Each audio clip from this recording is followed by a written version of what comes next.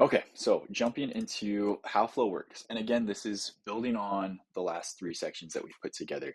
And it's going to build into our next section, where I dive into something really specific, and that's how I like to schedule things out in my calendar. And I think it's very helpful for anybody that has a calendar system. Um, but just to kind of start here, and I think after I kind of go through these points, I'm just going to beam it to me and we'll talk. Hopefully, I'm not moving too much because I'm sitting on a yoga ball. But momentum is contagious. That's it, in physics. That's the whole idea behind momentum, is that as momentum picks up, it just continues and grows and gets faster. Although that's kind of on a singular plane. The idea behind momentum here is that not only does it affect you, but it affects the people that you work with in just kind of all areas of your life in a singular plane of things, and then in a more compound um, affects other people around you. So just having pieces in front of you makes it easy to start. And the former sections we talked about breaking down tasks and projects into their destination and the pieces to get there. And that's kind of the main thing in building that momentum, is breaking down those pieces so that you can start, so you can get the ball rolling down the hill, get the flywheel spinning, however you want to look at it. But just getting those pieces in front of you makes it easy to start. And then once you started, you get to finish bits and pieces as you go, and your brain is already primed for the next, especially when you're working in context and you're working on something specific, and you've broken down the different pieces. Like I've said before, like if you finish one thing, you're going on to the next, and maybe you get distracted, you have to go jump into something else and then come back. It makes it so much simpler to come right back and focus, because you know where you've been, where you're going, and where you're trying to get to.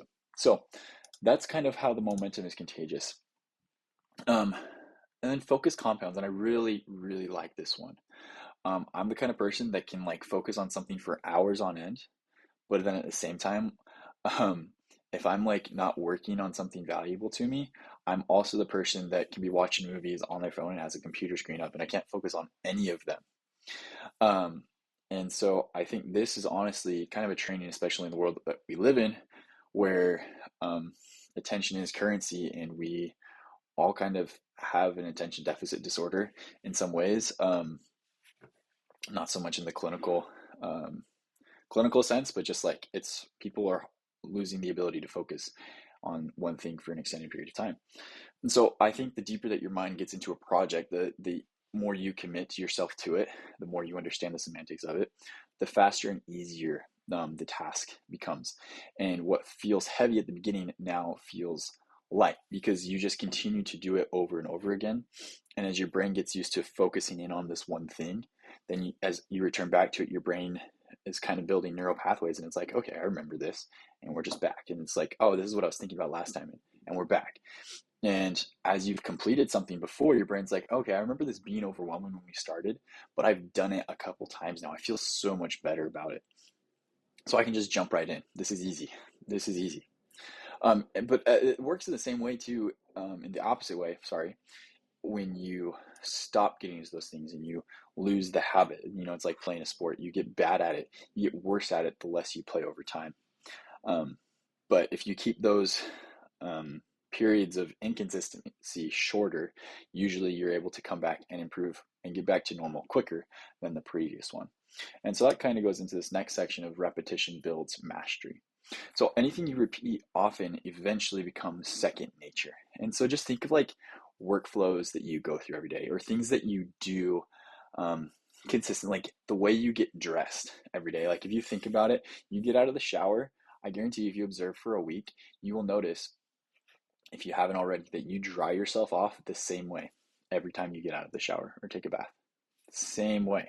I really noticed that while I have a broken hand, um, because I can't. And so like every time I get out of the shower, I've had to like rebuild my pattern.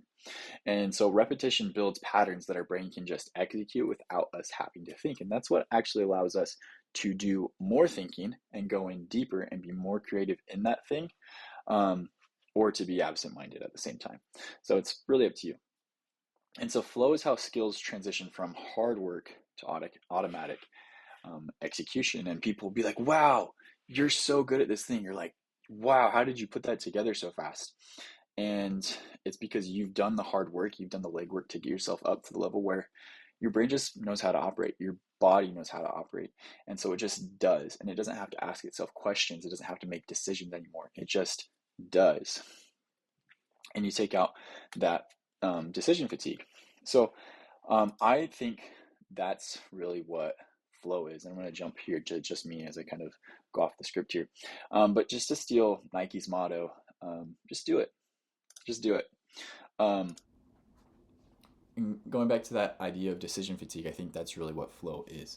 When you're no longer having to make decisions actively, or that decisions are just made very quickly and seamlessly and fluidly, so you just continue forward. There's no hesitation, there's no pause. It's just, decision obstruction coming up. By the time you reach it, the decision is made, and so you just flow right through it, and the obstruction is removed. So that is my view on some of the principles of creating flow in work, in life, in school and study, in whatever it may be. I think this can work just about anywhere. So I hope you guys have enjoyed this section on creating flow. The next videos that are coming out are going to be super exciting on how to build out your calendar in a way that will help you maintain focus and get things done, as this whole course is about, more quickly and more efficiently. So hope you enjoyed. Let me know what you thought, and we'll see you in the next section.